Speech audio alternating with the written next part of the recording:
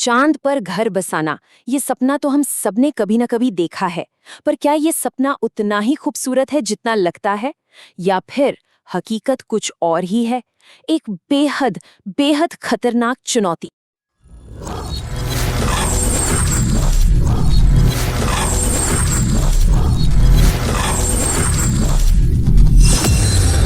जरा सोच कर देखिए, एक ऐसी दुनिया जहां आसमान हमेशा हमेशा ही काला रहता है, दिन हो या रात।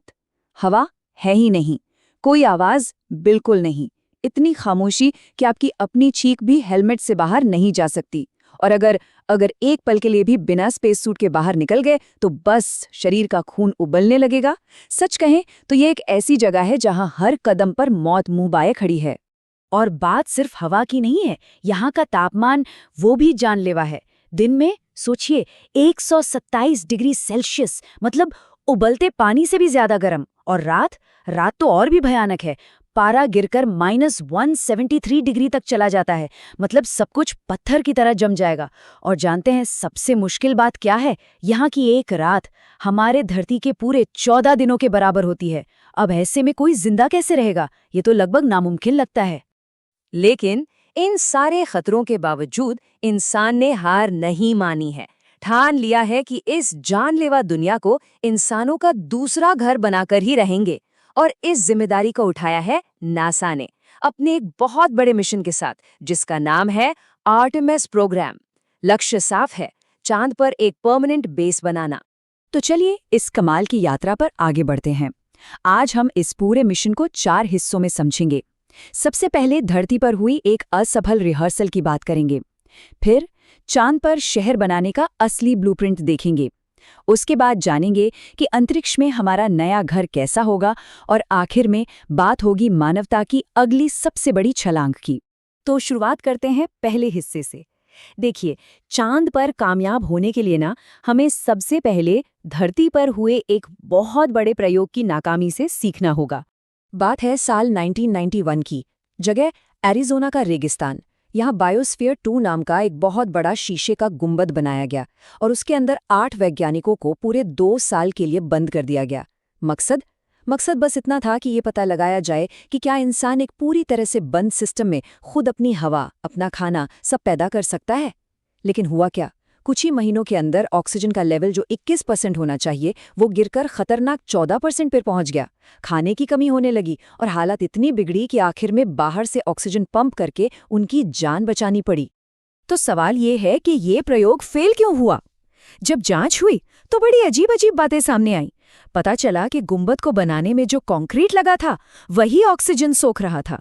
जो फसलें उगाई गई वो इतनी कम थी कि 8 लोगों का पेट भी नहीं भर पा रही थी। इससे लोगों में तनाव इतना बढ़ा कि वो आपस में ही लड़ने लगे। 2 ग्रुप बन गए और इन सबसे भी बढ़कर अंदर कॉकरोचों की आबादी इतनी बढ़ गई कि वो बेकाबू हो गए। और ये सब कहाँ हुआ? हमारी अपनी धरती पर, जहाँ सब कुछ हमारे कंट्रोल में था, हालात हमारे हिसाब से थे। तो सोचने वाली बात है ना कि जब हम धरती पर एक बंद गुंबद के अंदर 2 साल नहीं टिक पाए, तो 3,84,000 किलोमीटर दूर उस बेजान अनजान दुनिया में एक पूरा शहर, एक पूरी सभ्यता कैसे बसाएंगे? देखिए, बायोस्फीयर 2 की नाकामी ने हमें बहुत कुछ सिखाया, बेशकीमती सबक दिए। तो अब देखते हैं कि इन्हीं सबकों का इस्तेमाल करके वैज्ञानिक चांद की सबसे बड़ी, सबसे जानलेवा मुश्किलों को हल करने के लिए क्या कर रहे हैं। तो सबसे पहला और सबसे बड़ा सवाल कि बेस बनाया कहाँ जाएगा। याद कीजिए, अपोलो मिशन चांद के इक्वेटर यानी भूमध्य रेखा पर उतरे थे। वो इलाका काफी सपाट और सेफ था। लेकिन आर्टेमिस मिशन का निशाना कहीं और है, चांद का दक्षिणी ध्रुव। ये एक ऐसी जगह है जो बहुत खतरनाक है, जहां गहरी खाइयां हैं, हमेशा अंधेरे में डूबे रहने वाले गड्ढे हैं। लेकिन ये जगह बेशकीमती खजानों से भी भरी हुई है। तो आखिर ऐसा क्या खास है दक्षिणी ध्रुव में? वो खास चीज है पानी। जी हाँ, पानी की बर्फ। यहाँ ऐसे ऐसे गड्ढे हैं जहाँ अरबों सालों से सूरज की एक किरण तक नहीं पहुंची, और उन्हीं में छुपा है चांद का सबसे बड़ा खजाना, जमी हुई बर्फ। अब सोचिए, इसी बर्फ से पीने का पानी मिलेगा, इसी को तोड़कर सांस लेने के लिए ऑक्सीजन बनाई जाएगी, और तो और रॉकेट के लिए हाइड्रोजन फ्यूल भी इसी से मिलेगा। मतलब ये बर्फ ही चांद पर जिंदगी की चाबी है। लेकिन उस खजाने तक पहुंचने के रास्ते में एक बहुत बड़ा दुश्मन खड़ा है, और वो है चांद की धूल। देखिए, ये कोई आम मिट्टी नहीं है, ये असल में टूटे हुए कांच के बारीक टुकड़ों जैसी तेज और नुकीली है। अपोलो मिशन के एस्ट्रोनॉट्स ने बताया था कि इसी धूल ने उनके स्पेस सूट की कई परतें काट दी थीं, मशीनों को जाम कर दिया था। और सोचिए, अगर ये धूल सांस के साथ फेफड़ों में चली गई तो ये जानलेवा भी हो सकती है। तो अब इस धूल से कैसे निपटा जाए? इसका जो हल निकाला गया है ना, वो बहुत ही सिंपल लेकिन शानदार है। हल है चांद पर सड़कें बनाना। जी हाँ, सड़कें। प्लान ये है कि एक बड़े से लेंस का इस्तेमाल करके सूरज की रोशनी को मिट्टी पर फोकस किया जाएगा। उसे इतना गर्म किया जाएगा कि वो पिघल जाए, और जब ये पिघली हुई मिट्टी ठंडी होगी तो वो कांच की मजबूत टाइल्स बन जाएगी। बस इन्हीं टाइल्स को जोड़ जोड़कर सड़कें और लैंडिंग पैड्स तैयार किए जाएंगे। ठीक है, तो सड़कें तो बन गई, धूल का मसला भी हल हो गया। अब बात करते हैं कि चांद पर हमारा घर कैसा होगा। हम एक जगह से दूसरी जगह जाएंगे कैसे? और सबसे जरूरी, इन सब चीजों के लिए पावर मतलब बिजली कहाँ से आएगी? तो देखिए, चांद पर लंबी लंबी दूरियां तय करने के लिए एक खास गाड़ी चाहिए होगी। आप इसे एक तरह का लूनर कैंपर वैन समझ सकते हैं। इसे टोयोटा और जापान की स्पेस एजेंसी जेक्सा मिलकर बना रहे हैं। नाम है लूनर क्रूजर। ये असल में एक चलता फिरता घर होगा जिसमें 2 लोग 42 दिनों तक बिना स्पेस सूट पहने आराम से रह सकते हैं, और एक बार में ये 1000 किलोमीटर तक का सफर कर सकता है। और रहने के लिए घर कैसा होगा? तो शुरुआती घर जो होंगे वो हवा से फूलने वाले होंगे, मतलब इन्फ्लेटेबल हैबिटेट्स। लेकिन खतरनाक रेडिएशन और छोटे-मोटे उल्कापिंडों से बचने के लिए ये काफ़ी नहीं है। तो इसके लिए इन घरों के चारों तरफ चांद की अपनी मिट्टी से ही 3D प्रिंट करके मजबूत दीवारें और छत बनाई जाएगी। मतलब घर बनाने के लिए ईंटें धरती से ले जाने की जरूरत ही नहीं पड़ेगी। मगर इन सब चीजों को चलाने के लिए पावर कहाँ से आएगी? देखिए, सोलर पैनल एक ऑप्शन है, लेकिन वो तो सिर्फ दिन में काम करेंगे। उन 14 दिन लंबी रातों का क्या होगा? बैटरियां, वो भी इतने लंबे समय के लिए पावर स्टोर नहीं कर सकती। तो इसीलिए जो असली और पक्का समाधान है वो है एक छोटा सा न्यूक्लियर रिएक्टर।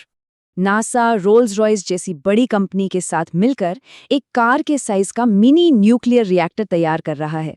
ये छोटा सा पावर हाउस 40 किलोवाट बिजली पैदा कर सकता है।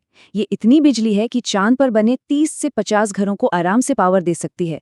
और सबसे बड़ी बात, ये 10 साल से भी ज्यादा समय तक लगातार काम कर सकता है।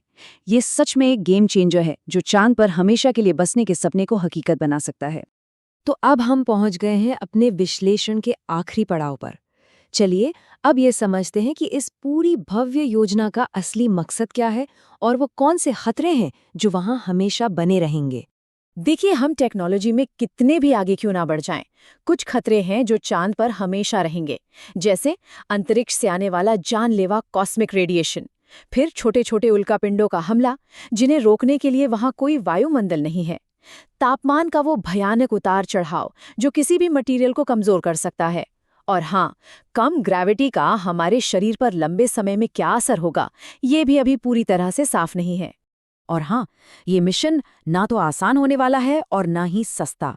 नासा का अंदाजा है कि सिर्फ एक शुरुआती बेस कैंप बनाने में ही करीब 20 अरब डॉलर का खर्च आएगा और कम से कम 7 साल का समय लगेगा।